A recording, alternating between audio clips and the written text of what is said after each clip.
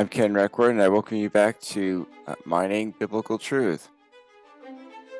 This week, we're delving into Chapter 5 in Christopher Watkins' biblical critical theory book called Sin and Autonomy. The word autonomy means is a combination of autos and nomos, meaning self-law. A self-law or a law unto oneself. D.A. Carson said the heart of all idolatry in the Bible is the de-godding of God. If God is all-knowing, then we cannot know better than him what is good. It's one of the basic messages of this chapter. My take is, would you want to put your trust in a God who is not all-knowing? And Rene Descartes said, I think, therefore I am, which was symbolic of the age of reason. But we would say, or the biblical response would be, no, you were created with the ability to reason. Then we have the subject of autonomy, dignity, and choice. Immanuel Kant said, have the courage to use your own reason. As was a motto of the Enlightenment era. So the God-man relationship is depicted in the Bible. We are his workmanship, Acts 17:24-26. Our lives are contingent on his ongoing work, Hebrews 1:3 and Colossians 1:17. We are created in his image and for him, Colossians 1:16. So this idea of relationships is sometimes depicted as horizontal and vertical relationships. Because God is above man, it's a vertical relationship, but man to man is a horizontal relationship. And relationships, the question is, do relationships define our identity? In the poem Invictus by Ernest Henley, it says, it matters not how straight the gate, how charged with punishments the scroll. I am the master of my fate. I am the captain of my soul. This really epitomizes the attitude of the modern secular man or woman. And Paul, of course, said the self must lose the pretension to be its own creator.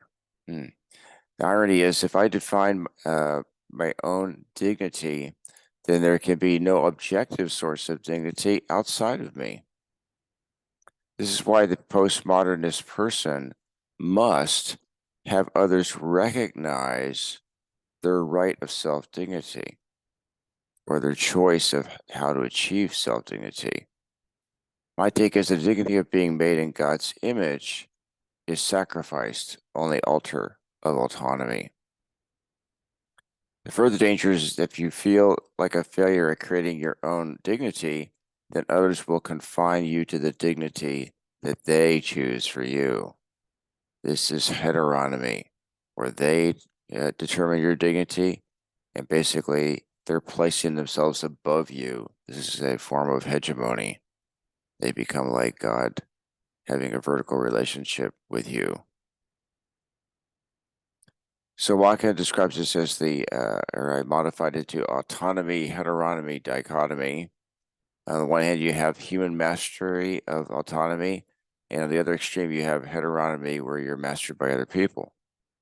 My take is the choices are the burden of creating your own dignity or significance, or having your worth defined and usually denigrated by others.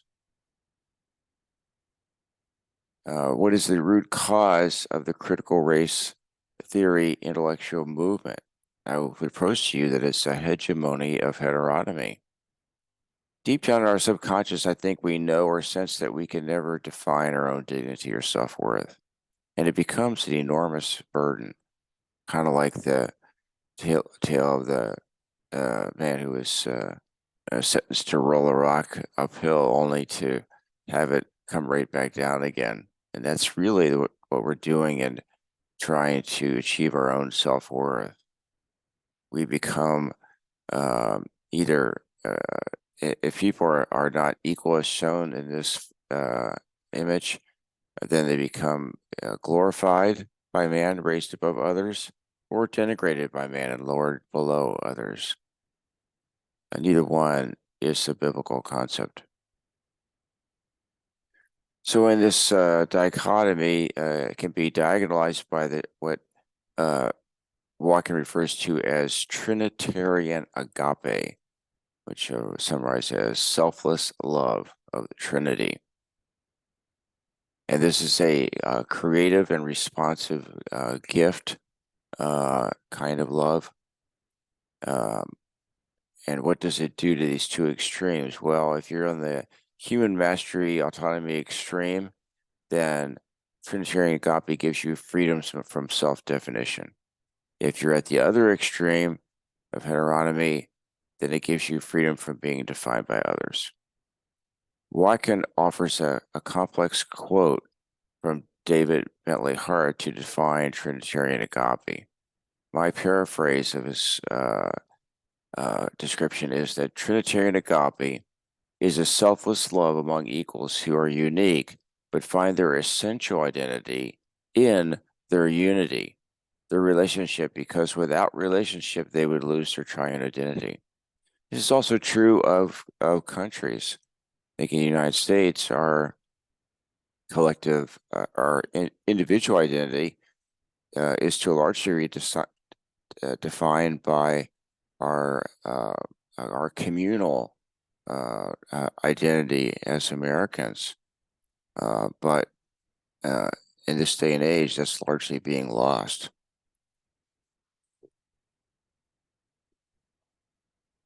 So we could summarize this as no relationship, no identity. Interesting concept. Certainly goes against the individualism that pervades Western culture. So Christianity only works when it is defined as selflessly loving, redemptive community. It's all about life together. As Dietrich Bonhoeffer said, it is grace, nothing but grace, that we are allowed to live in community with Christian brethren. It takes grace and it brings grace.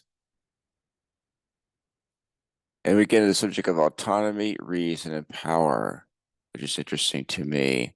Adam and Eve are deceived into reasoning that they should be autonomous. But here the key question, as far as I'm concerned, is why did God create the forbidden tree, the tree of the knowledge of good and evil? Adam and Eve had two potential opposite emotional responses to the tree. Resent its presence because it is forbidden, or anticipate it as a future gift from God. A future gift. An expanded name would be the tree of the knowledge necessary to choose between good and evil. God said that they must not eat from it, not that they would never be able to do so. To tempt man with something that you had no intention to ever provide would be cruel, like a package under a Christmas tree that could never be unwrapped. I don't think God would be that cruel. So how could Adam and Eve receive the gift of the tree? By knowing and living Trinitarian agape love. But they weren't quite ready for that, as shown in this in these photos. On the left is a symbolic of, God says to Adam and Eve, "This is what you're ready for: a toy car, and playing around as husband and wife." But Satan deceives Adam and Eve that they are ready for this.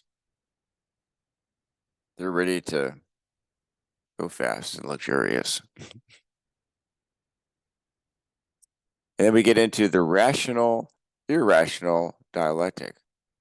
Created things or beings cannot be defined as good or evil because only the creator is outside the creation and can see the big picture, the future results of all possible choices.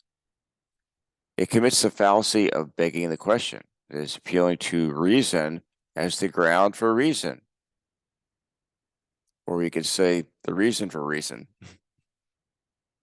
C.S. Lewis said, "Evil, be thou my good," equals nonsense, be thou my sense. It is irrational for us to think that we have the wisdom and power to define good and evil. Definition of a child that I learned in medical school was a psychotic dwarf with a good prognosis, if nurtured into maturity. Maturity of children requires submission to the parent to define good and evil. As God's children, we only become mature through submission to Him, holding on to Him in trust, like in this photo. So in this dichotomy, on the rationalism side, we have order, integrity, and coherence. On the irrationalism side, we have disorder, disintegration, and incoherence. A university student at a forum proposed to the Christian speaker once that we don't need order or coherence. So he responded, "Do you want a coherent or incoherent response to your statement?"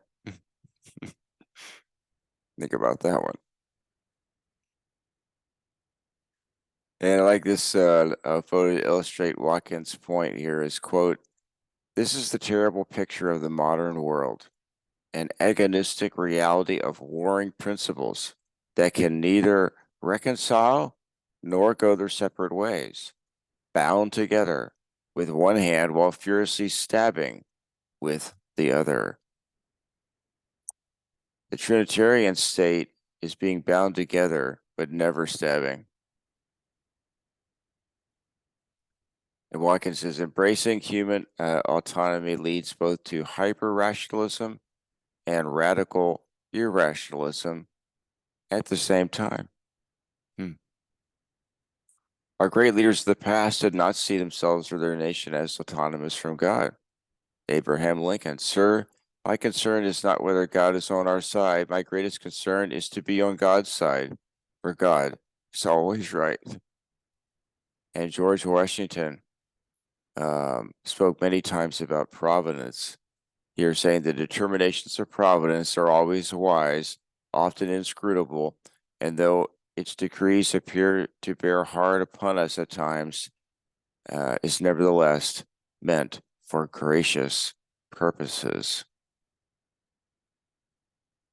So from rationality to irrationality. The more comprehensive the reign of the rational, the greater the risk that it becomes its own end, a self-justifying system detached from human reality and human needs.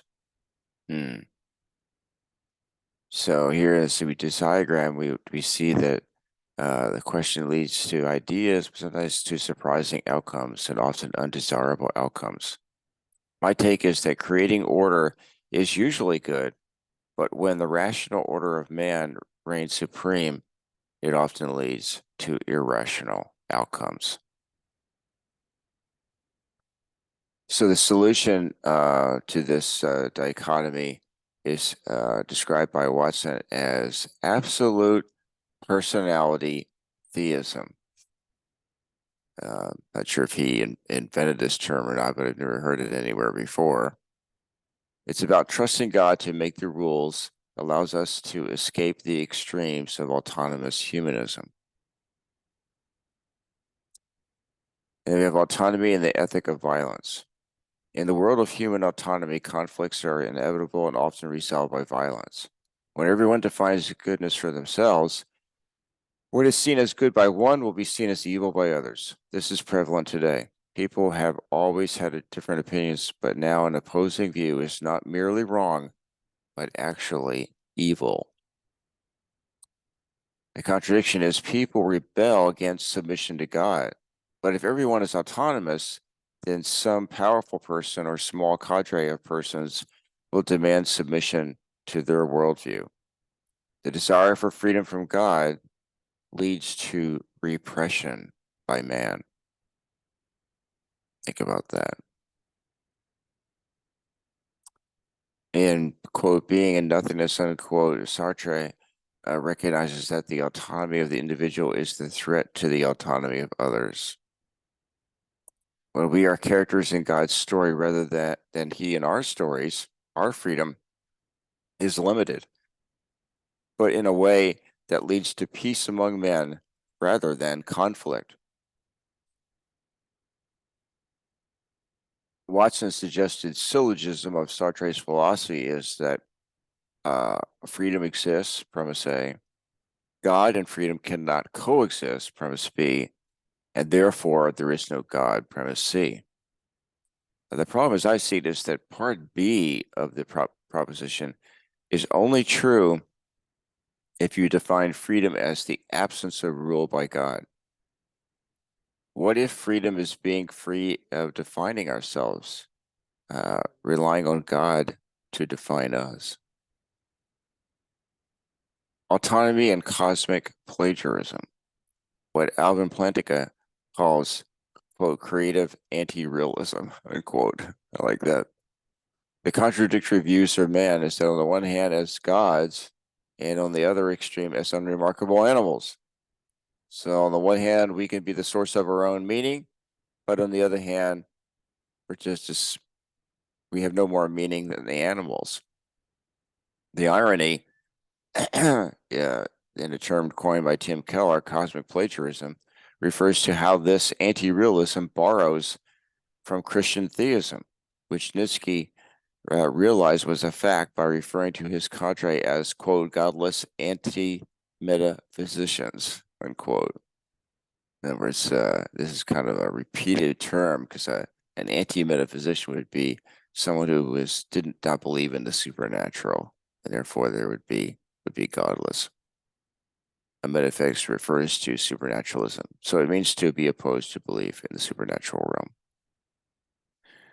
The philosopher Simon Critchley said, quote, the problem of secularization is that God is dead, and yet we still inhabit theological modes and habits of thinking. Philosophy, which is inseparable from religion and inconceivable without religion. And yet we cannot believe the stories that we would like to tell ourselves. My take is we can't trust an anti-realistic worldview, and we cannot be at peace or have true freedom living in an untrustworthy paradigm. Atheist Bertrand Russell, in his resolve to live in a meaningless universe, said, only within the scaffolding of these truths, only on the firm foundation of unyielding despair, can the soul's habitation henceforth be safely built. Really. But this guy would really be somewhat fun to live with, wouldn't he? My take is that riddled with contradictions. If the universe is meaningless, then there are no truths on which any can agree.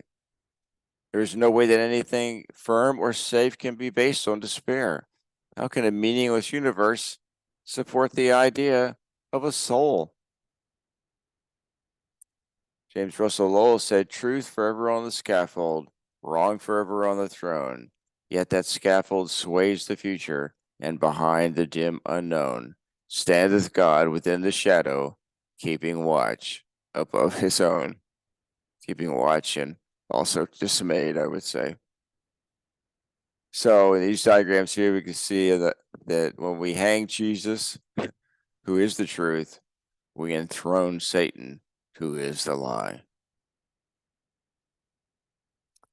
So the problem here is facing up to a meaningless universe. Alan Watts said, if the universe is meaningless, so is the statement that it is so. If this world is a vicious trap, so is its accuser, and the pot is calling the kettle black. So making our own firm foundation, well, it's like in this diagram, it's like sawing the wrong end of the branch. We're cutting ourselves off from the truth from God, and there's nothing good can come of that. Maurice Blanchot on living in a meaningless universe, and here I'm paraphrasing. If I hold tight to the absence of meaning, then I must renounce hope, renounce rest, renounce everything. And William Cowper said, absence from whom we love is worse than death and frustrates hope severer than despair. I'm sure we've all experienced some degree of that. And so, and who are we to love but God, our Creator? And on the other extreme, Jesus' separation from the Father on the cross was worse than death. the broken relationship. So the result of sin is alienation, is death. The lightning bolt of alienation strikes 7 times in Genesis 3. God alienated from us, verse 11. We are alienated from God, verse 10. We are alienated from ourselves, that is ashamed, verse 7. We are alienated from our bodies, verse 16. We are alienated from each other, in the blaming of Adam and Eve, in verse 12, 13. We are alienated from the rest of creation, in verse 17. And creation is alienated from itself, verse 18. And as echoed in by Paul in Romans 8:22, all creation groans and suffers. It's amazing to think how the whole creation suffers because of our fall. And Jacques Ellul said, a great secret pain throbs through nature. So we complain about what's going on in nature. And we don't have only ourselves to blame, perhaps. So the means of anti-realism preclude the ends. So you want autonomy, what you get is alienation. If you sow autonomy, you reap alienation. Like it says, we are the source of autonomy that needs to be addressed, both in the desires of our hearts and in the structures and figures that we have created. Autonomy can't keep its promise of the good life because man cannot rightly define what is good. The lack of a shared vision of what is good causes more division, breaking up the family, casting out people socially, and amplifying inequality. I think it's apropos that critical race theory, in an attempt to deal with the injustice of inequality, actually amplifies inequality. Robert Bella in Habits of the Heart said, the irony is that here too, just where we think we modern people are most free, we are most coerced by the dominant beliefs of our own culture. The narrow place is symbolic of our choice, or we could choose the broad place, God's choice for our good. What does it mean to be in a broad place? This appears several places in the Bible. A couple are Job 36:16. Indeed, he drew you from the jaws of distress to a spacious and broad place, to a table full of richness. And Psalm 118, verse 5, I called to the Lord in distress. The Lord answered me and set me in a broad place. My take is the irrational world where people exist according to their own standards is like a dark swamp with narrow trails bordered by quicksand, where it is impossible to run freely. In several places in Scripture, God invites us into a broad place, an expansive, safe place, where we can live with joyful abandon because we choose to live by God's standards in fellowship with Christ. So my question, think about a question is, do you feel at peace with your view of the world? If not, is it because a part of your view is denying the presence of sin in all people? Let's go to the Lord in prayer. Dear Lord, help us to overcome our desire for autonomy, help others to see how dangerous it is to seek autonomy, and how it almost always leads to hegemony of one group over another. Help us to rather, Lord, embrace your biblical truth, your grace, and submit to you in order to obtain peace with you and among men. In Jesus' name, amen. As usual, please subscribe or make a comment. We'd love to hear from you either directly on YouTube or privately at info@biblemining.org. There are also PDFs of these slides in this presentation on our website. Thanks so much for watching, and have a blessed week.